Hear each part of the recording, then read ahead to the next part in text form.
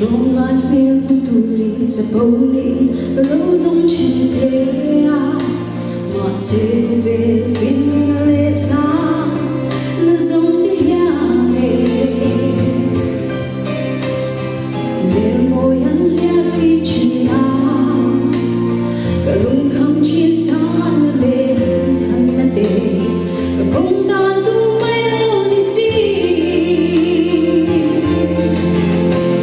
cả lần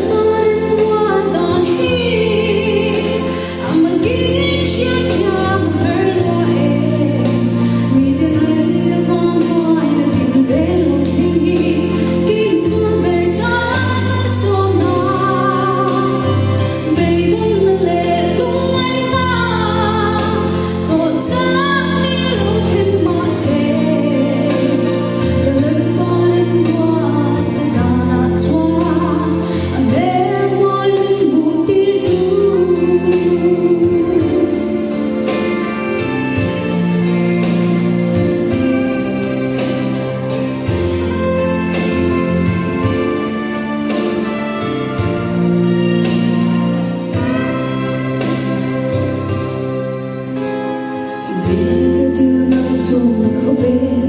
lâu thiếu dòng đê lê thì yên lá khâu về lá nắng cứ nói lâu chê em biết lắm tôi đúng ai lô ghê bây đông nó mong ngân hoa để thế để mình thì chẳng cứ lâu đi